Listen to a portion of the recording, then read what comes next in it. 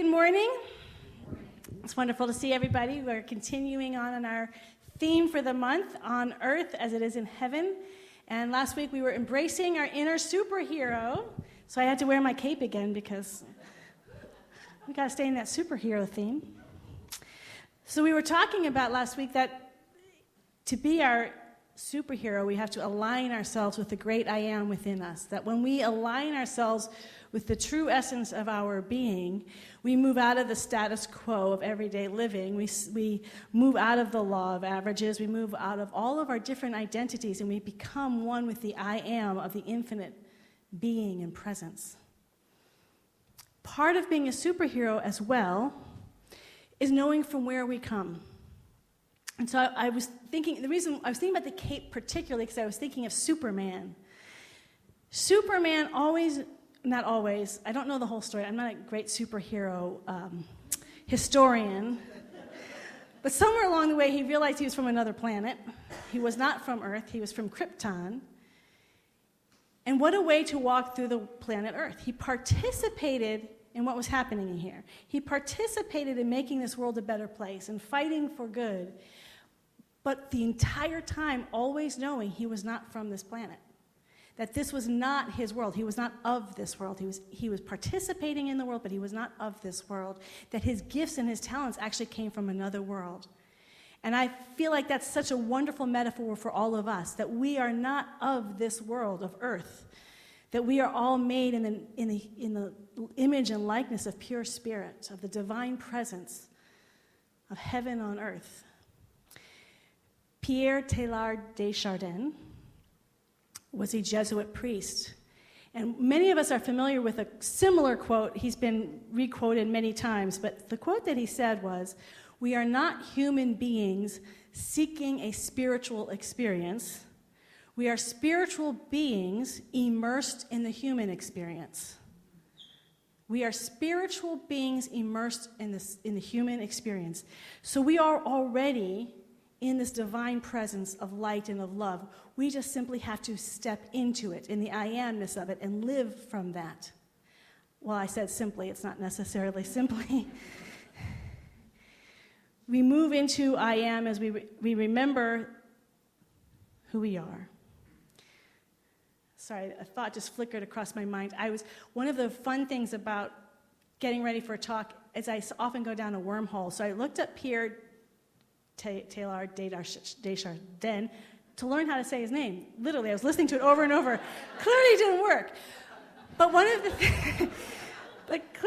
things that it had was, one of the people he inspired was a guy named Brian Swimmey, who I've heard talk many years ago, and I haven't heard for a long time. And then I clicked onto him, and he writes about the whole story of the cosmology, which is why I loved when you said that was the Milky Way, because I was reading about the cosmology, which has nothing to do with our talk today particularly, but I love, if you ever get to watch some of his videos, it's so incredible, it's so exciting, because that's where we want to recognize is that this world cramps us. We get really small, and especially, I talk about this time in December as being so sacred, that the veil is so thin, that all the culture is supporting us in knowing that there are other dimensions and other beings. And at the same time, this world also intensifies. So if this is a particularly challenging time, perhaps you've lost somebody who's from years, it could be even years ago. A friend of mine lost her daughter years ago, and she said, it doesn't matter how long ago. When it comes to December, it's like it's right now. You know, that pain. And then for other people, this is a joyous time. And then there's this whole pendulum swing in between. Whatever we feel and what's going on in our business life, in our family life, in our spiritual life, it's intensified. So it's so important to remember in the midst of it that this is all a human story. When I watched horror movies when I was a kid, I didn't watch too many, but if a bunch of friends were watching it and I was sort of forced to watch it, because I get drawn into stories. I love stories. The only way I can make it through that story was to keep reminding myself, well, this isn't real. Behind there's a camera, and there's microphones, and oh, that's makeup. I wonder what they use for that. And I just sort of would pull myself away from the story so it wouldn't enwrap me. That's what we want to do. We have to remember that what's keeping us constricted in this world is all of our attachments and our resistances. That's what we learn from Buddha.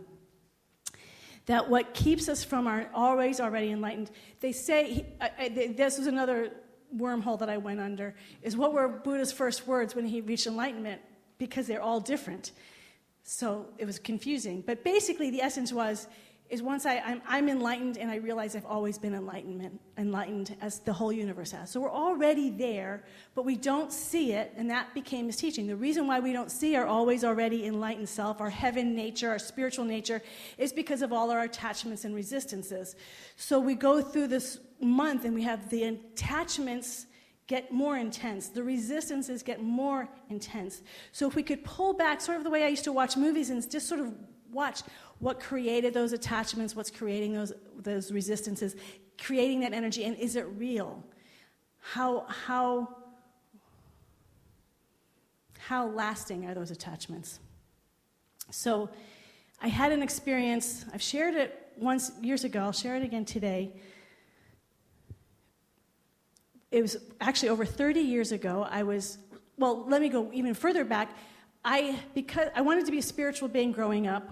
I love God, but I didn't know how. I wasn't really attracted to church life.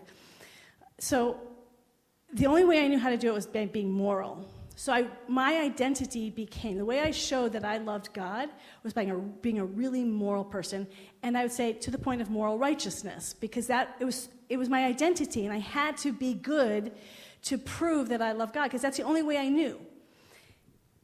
So it became confusing in college when I started going against some of these moral rules that I had for myself. I didn't carry them for everybody else. I just was clear that this is how I had to behave. And then when I went against them, and then I was in a fight with my boyfriend. I went and he went to Tufts, and so I went and sat on the hill at Tufts.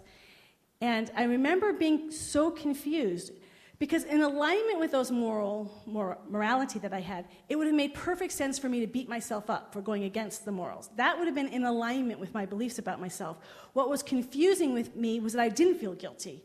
Like I had gone against my own moral structure of what I thought was right and wrong, and I didn't feel guilty, and it was very disorienting, because that had been my whole identity, and why wasn't I more upset about this? And if this is so important, if this is my whole identity, and I go against it, and I don't even mind, who am I? What is that all about? And so I lost my sense of identity, and I remember turning to my left, and there was an object there, and I couldn't remember what that object is.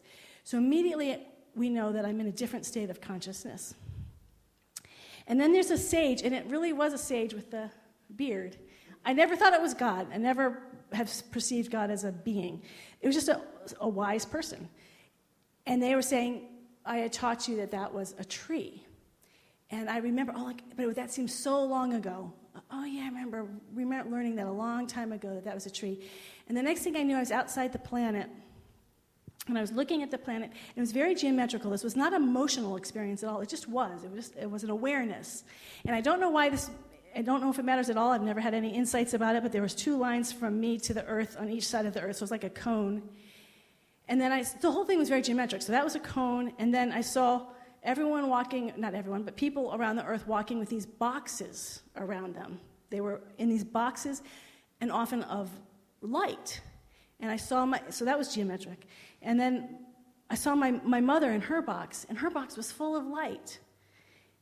And that's when I realized, even that when I say I don't realize, I was being taught it. I was learning that these boxes were these judgments of morality, of good and bad. And she had a very strong sense of right and wrong, good and bad. And they were good in that they created light. She did good things on the earth. She was very cause-oriented and making the world a better place. But it was still a box, and there was no reality to it. That was what this being was teaching me. That box, though it was a light box, it was still an illusion. And then the next thing I knew, I was back in my body. At the time, and for those of you when we've had these spiritual experiences, it makes sense at the time, because we're it sort of lingers, the spiritual state. So I was so relieved. I was relieved that morals weren't my identity. And then I had to go on a search, well, if that's not my identity, who is? But I didn't feel strange about going against my whole perception of what morals and what was good and bad had completely shifted. But then as I went on in life and got further and further away from the experience and more into who am I still struggled with this idea that there's no good or bad. Because, well, of course, treating someone kindly is a good thing, and being rude to somebody is a bad thing. And I thought, well, that's just, how can that not be reality? So I still struggled with it. So now I had, just a few months ago, the aneurysm, where I had an experience, for those of you who weren't here, I had an experience during the surgery of being in the causal realm. So there's no form. Well, at first there was form. There's just my heart space. And there was this communing of heart to heart. And then it moved beyond form. But there was no one else. There was nothing to measure against. There was nothing to compare. And I really understood that so much of our judgment is all about comparison. This is the good way to behave, this is the wrong way to behave, but there just is. There's just my heart. In that moment, what was being lasered into, there's nothing else. It was just my heart. That's all that mattered, was what was in my heart. And it's not that there's no moral judgment about being bad to someone, but what's it doing to my heart? We don't have to forgive someone or not, but what's it doing to my heart? Who am I when we realize that the entire cosmos is in our very being? I don't mean in our body, but in our beingness, in our I amness is the entire cosmos. Where is our heart? There's no judgment about it. There's no comparison. There's no better or worse. It's just, where is our heart? Is my heart open enough? Can it be open even wider? And that was really the whole experience, was, can my heart be even more open? Can I expand, as our reading was today? Can my heart expand and be more open? There was no judgment at all. There was no comparison. There was nothing to measure. It was measureless. It's just the state of being of our heart. And so that suddenly brought me back to that experience over 30 years ago of realizing that those boxes that we create are boxes of otherness, of separation, a way of separating ourselves from those people we don't like and aligning ourselves with people that we do like, when we realize the I am is within everybody.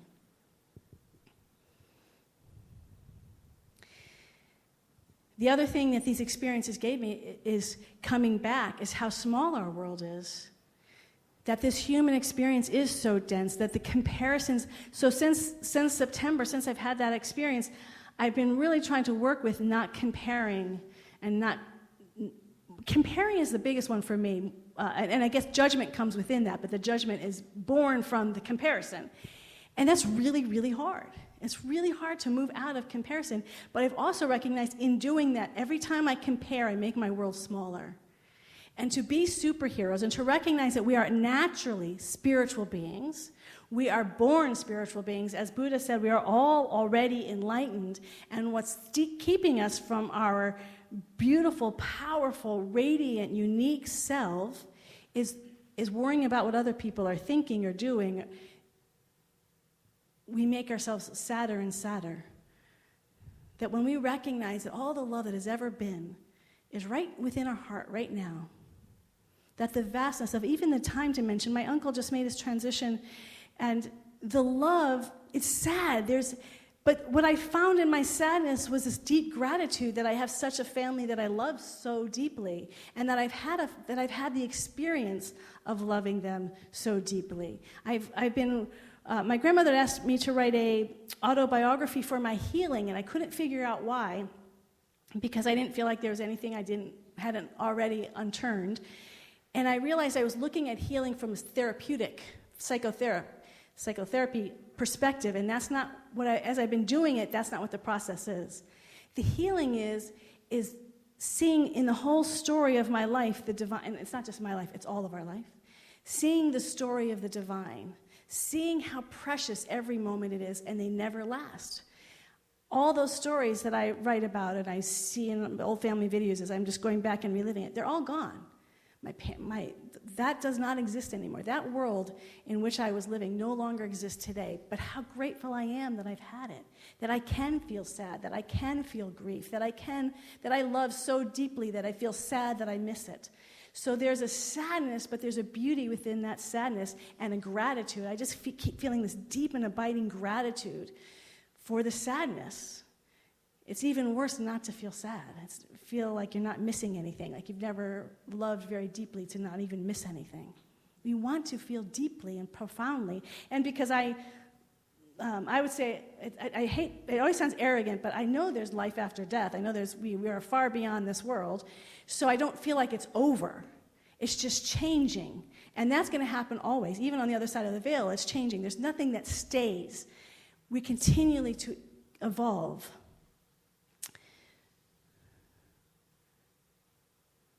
So loving deeply happens more that we have space. It's in doing the autobiography, I have space, I have distance from the whole story. I get to see it as it's unfolded over years. That's, as we wake up into our infinite nature, we can start having incredible love and compassion for this entire earth story without having to judge it. Often the reason why we judge it is because we're so lost in the story and we think it owns us and defines us that we don't feel like we can love it or be grateful for it because it's hurting us or people that we love. It's not until we take a step back and see the vastness of everything that's unfolding that the love for all of it, for every piece of it, the parts that hurt and the parts that were wonderful, because it's not like my life was all bliss. There was really painful parts too. But I'm grateful for that too, because I have distance and I can see even how those were serving me, those painful parts. So we start to include everything as we begin to open up and continue to open up to that infinite nature. So we want to live from our true inheritance. We are not of this world. What is it? We're not in the world. Whatever. You know the statement. What's the statement? One of them we're in and one we're not. I don't know. We're not in the world. Right, yeah, that's it. We are in the world, but not of the world. Thank you, Norma. It's those prepositions. Reverend Michael, there was one thing that Reverend Michael said that has always stuck with me, that we all live on the same planet, but we're in different worlds. The planet is the same, but the worlds in which we live, and that's even for our own lives. It's not just we're in different worlds from other people who have different value systems and different ways of seeing. We've grown. Don't you feel like you've had many lifetimes already on this earth? There's been different worlds, and the more vast and spacious our awareness, the more we can encompass all of it. So the practice is, how do we get to that place right here in December of 2019? Well, one of the things we talk a lot about is don't judge, don't compare. And what I've recognized, as I've really tried to embrace that, is for me, personally, it's very hard to not do something. I'm much better at doing something that's more proactive. So for me, the way to do it is to proactively see the divine in everyone and everything. To see the divine in everything and everyone. Because just that shift starts taking us away from judgment and separation and comparison, and realize the wholeness of pure spirit, all that the universe is, the entire cosmos. Every time I say cosmos now, I'm going to point to your thing. Is inside of us. The star, we're made of star stuff. It's all inside of us. And it's not just inside of us, it's inside of every person with whom we come in contact. And as Evelyn Underhill was saying in her book, Practical Mysticism, the more we do that, our world becomes bigger and bigger and bigger. That the sense of otherness, all those walls that stop us, that limit us, that constrain us, start to dissolve. You are the divine. I may not like how you're showing up right now, but you are the divine. It might hurt, this situation may hurt, but I'm still going to committed to seeing the divine is the true story. I'm not going to believe in this horror story or this drama. I recognize it's happening, but I know the story behind the difficulty. I know the true story behind the difficulty. I know it within me. I don't know it just intellectually. I know it in my entire being. And we know that because the second thing we want to do, especially during this time, is spend time in the silence, in the stillness. I'm going to say stillness and not silence. I'll say that in a minute. Because everything is so intensified. The human world is so intensified. The highs and the lows are so intensified. The emotional life is so intensified that we want to step back and remember what planet we're from. I mean, what world we're living. We are from heaven, and in heaven, everything is fine. That takes a little bit of time to step away from the chaos. So we have meditations here Tuesday and Thursday morning. We have visioning, which is a lot of meditation.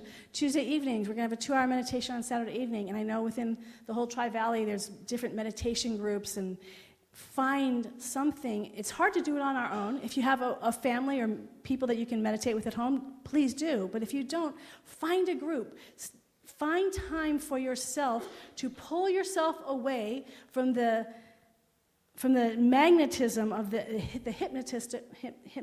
world of hypnosis that we are now in, the human world is in, and remember that this is not our world. We're like Superman. This is not our world. We're here to give ourselves to it, but it's not our world. Heaven is our world. And we go and we listen. And again, the reason why I get nervous around the word silence, I was reading some things about silence this week too, and what I feel is that silence isn't really the right word. And the reason why I say that is because every spiritual, at least for me, every spiritual experience that I've had, there's been a lot of information. I've received a lot of information, not verbally, but other ways, at different levels. So it's actually, there's a lot going on. What we mean by silence is silence our thoughts. When my thoughts slow down, maybe even stop, but they don't necessarily have to stop, just really slow down so the space in between the thoughts starts getting longer and longer. The Spirit can move through us. It can move through those little gaps and speak to us and tell us, each and every one of us, the I amness of our beingness. So we listen. I'm seeing so many nods. Like, y'all know this. It's great. Sitting in that. And again, for me, I've discovered that saying, don't think, it's hard for me not to do something. It's better for me to do something, to actively practice something. So I really learned from my uncle, Sherman, about this listening. I was talking about a few weeks ago that having this experience, it's not that I haven't been listened to before, but there was a quality to his listening that I couldn't place, but it caught me off guard. I was telling a story, and suddenly I realized he was zeroed in, and it wasn't about me. He was zeroed in on what I was saying just so deeply, and I couldn't. So it had such an impact on me that I then been trying to practice this listening in the way that he did, and I couldn't figure out. I would listen to people, and I could hear them, but it didn't have that depth and that richness that he had, and I was thinking, what's missing? I just can't seem to get there. And someone wrote on his Facebook page, first of all, the things that people wrote about him were just stunning. He was a Shakespeare professor, so a lot of his students and colleagues also have the gift of language, and so it's beautiful stuff. And what this person said was he listened with the expectation that he was going to learn something.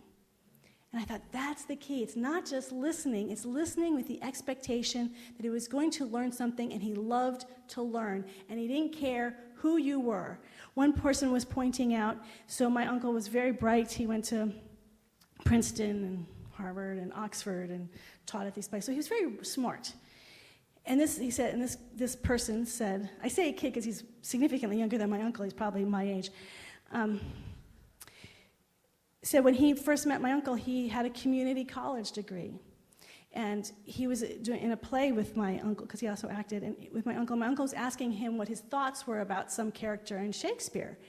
And he said, I was so surprised, because here's this guy who's studied at the top colleges, has been studying Shakespeare for 40 years, and he's asking me what I think, and he was listening like I had something to offer.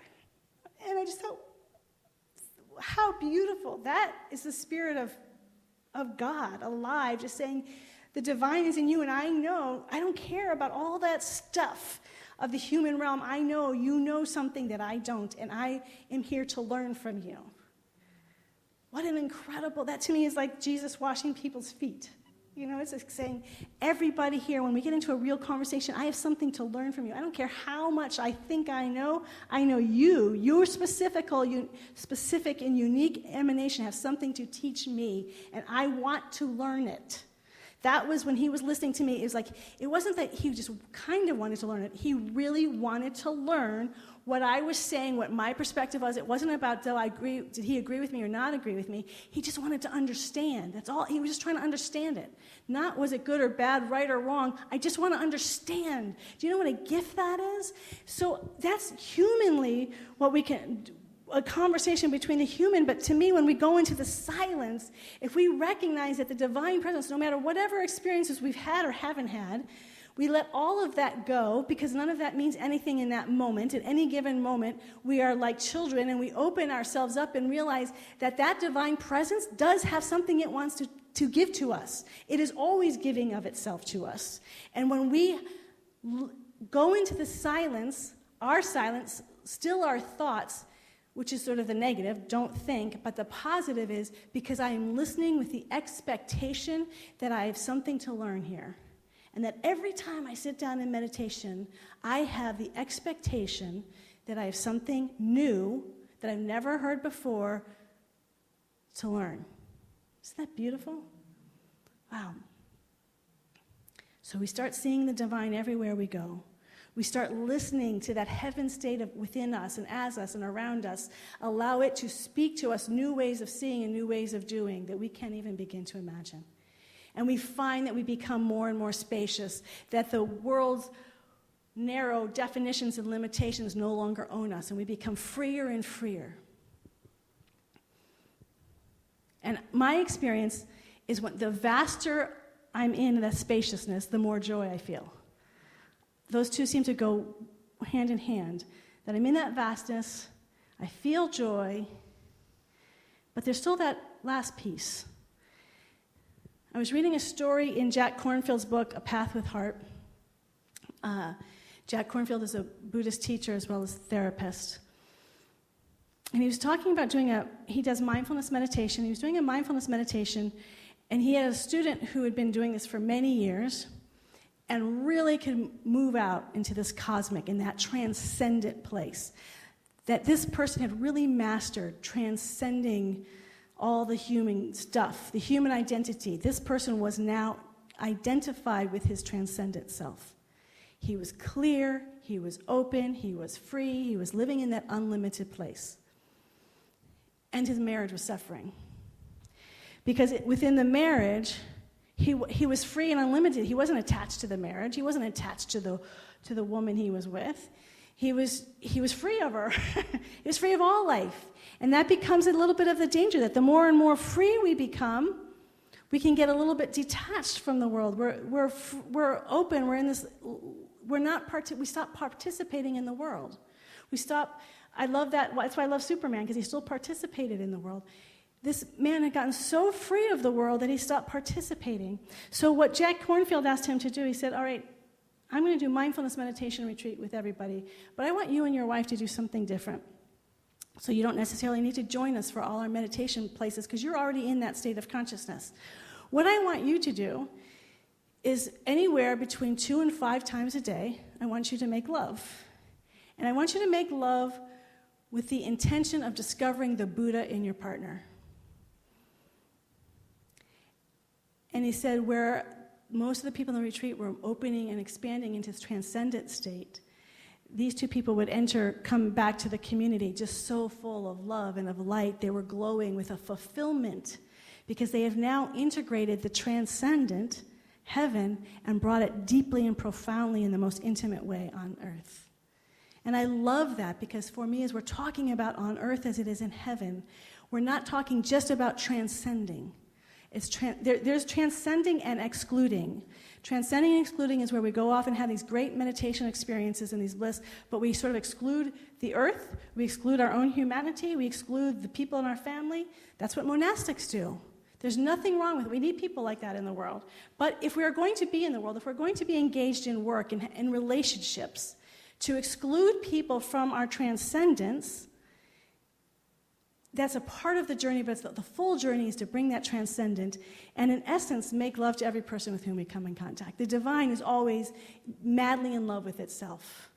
When we start feeling that love of the divine, we start looking in people's eyes and we just feel in love with them, just as who they are. They don't have to do anything, just in who they are, because we are seeing the Buddha in them. We are seeing the Christ in them, the God in them, the divine in them, whatever that languaging is for us. What can happen is if you don't have the divine expression and you just do the making love thing, and you see the Buddha, but then you forget it's the Buddha that's bringing the bliss, or you think it's that person, then we start the whole cycle again. We're back into attachment. I need to have this person because they are the source of this deep joy, this deep love that I have, and I got to be around them. So we go from one extreme to another, so we get transcendent, we don't need anybody, or we get so attached that we miss the transcendent. Where we are aiming for on earth as it is in heaven is to expand and be, not just bring. First we have to identify, be the I am, connect with, know our home is heaven, and then allow that heaven to fully engage itself in all of our relationships, knowing that whatever joy and freedom and abundance and beauty and harmony and grace that we experience in those relationships was not caused by the relationships or the conditions or the circumstances, but by the divine consciousness that we are bringing to that. And so we are free in our love. We are open in our love. And in fact, I find that I can love more deeply and more profoundly, and I cry a little bit harder, and I love a little bit harder because I'm not so afraid. I know I can grieve because I know it's a temporary experience. I can grieve because I feel more deeply. And even as we do this individually, we do this collectively. The Lighthouse. I was rewording that. So we are not, as a lighthouse, we are not as a community having a community seeking a spiritual experience. We are a spiritual community immersed in the human experience. But first and foremost, we are a spiritual community. First and foremost, we are a spiritual community. It already exists. We are not seeking to become a spiritual community. We already are a spiritual community. The Divine Presence is the Lighthouse Center for Spiritual Living. And we're immersed in the human experience, so we bring that consciousness of light and of love, and we fall in love with every aspect of this journey of becoming a spiritual, of not becoming spiritual, of revealing a spiritual community on earth as it is in heaven. You with me? I feel it. I feel us all together in this, in love with each other. So this week, we are remembering the I am of our being. We are remembering where we are from. We are not from earth. We are from heaven. No matter what anyone tells you, we are not from earth. We are from heaven. And we are to remember that day in and day out, who we are and where we're from, to spend time in the stillness, listening with the expectation to learn something. We are moving out into the world, seeing the divine in everyone with whom we meet, and with our heart, not our body, but with our heart, we are making love to all creation as we are entering into it. And that is how we are becoming heaven on earth as it is in heaven. And when we are there, we join Buddha, as he said under the Bodhi tree, and he said, I am enlightened, and I always have been. So let us pray. With the awareness that we are already enlightened, and we always have been. Because though we were birthed into time and space, our original nature is of the divine, is of pure spirit. It is unlimited. It is always awake. It always knows who it is. It has never forgotten who it is. It is alive as love, as peace, of joy, of harmony, where there is no opposite. It is alive in peace. It's a living peace. It's a dynamic peace. It's a dynamic love. It's a dynamic joy that is sparkling through just pure beingness, pure presence. We don't make our divinity happen. It already is. All the love that has ever been and ever will be, it already exists now. The peace, the enlightenment, the joy, the freedom, the unlimited being, it is already who each and every one of us is right here and right now. We embrace our individual stories, that as this divine being, we love and accept our beautiful, magnificent stories that we have walked on this earth. We embrace the pain and we embrace the joy. All of it is part of the story, and none of it is eternal. that our stories have changed over the years and the decades that we have been here. And we open and allow ourselves to see from the infinite and eternal, timeless and spaceless consciousness that we are, the beauty and the preciousness of every moment of time and space that we have had the incredible opportunity and joy to live in, to embody, to experience. All the moments of time and space, to feel deeply into this world of experience, to feel the divine presence coming alive. And it's always been there. It has always been there. In every experience we've ever had, the divine has fully been there when we see with the eyes of God and hear with the ears of God and we feel with the heart of God, with that infinite nature of our being, and we see our entire life story alive and awake and animated in this consciousness, this spaciousness, and we give deep and abiding gratitude for every aspect of it. And as we feel into the gratitude of our entire story and our entire journey, we hold all those people who are going through in time and place, places of pain, of grief, of separation, of not enoughness. We have people in our life who are going through physical challenges. We bless Michael Whitaker, Lewis Whitaker's father, who has a diagnosis of cancer. We hold the wholeness and the perfection that he always already is. That's part of his story, and we support and love him, even as we know the truth of his being. We bless George and Gail Staley, if they had flu, that their divine wholeness and health is the source and behind this current experience. And we love them and support them completely. We love and support Michelle Schmidt. And I know there are many stories in this room today that we support the energy of love, the infinite nature of love, the infinite nature of peace, the infinite nature of wholeness, the infinite nature of tenderness and compassion and softness and gentleness.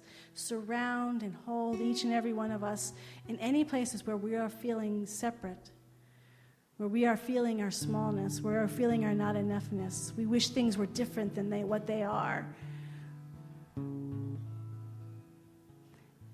And though that is completely okay to want things different than they are, we also accept that the divine wholeness is right now in the midst of whatever this experience is.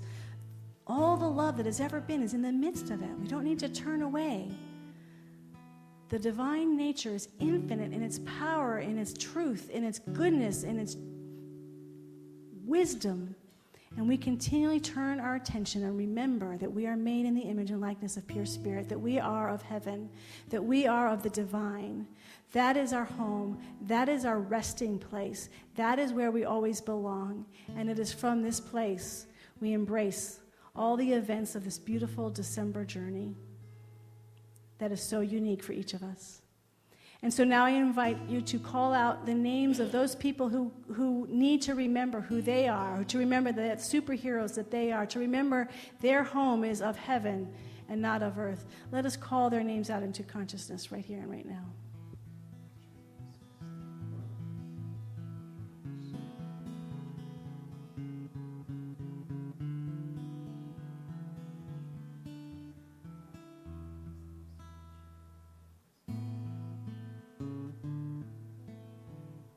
I know as we have called their names out, they are blessed by this consciousness of love, of wholeness, of the divine presence.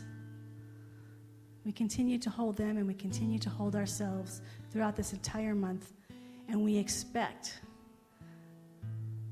heaven. We expect to see heaven everywhere we go. We listen with that expectancy and know with that it is already done. In deep abiding gratitude and everlasting peace, we let this word be now. And we say together. So it is. So it is. And so it is. Amen.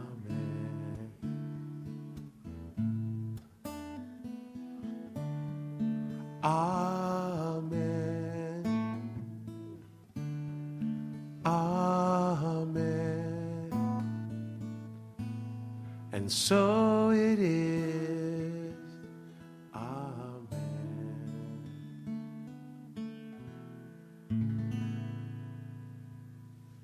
Amen and amen.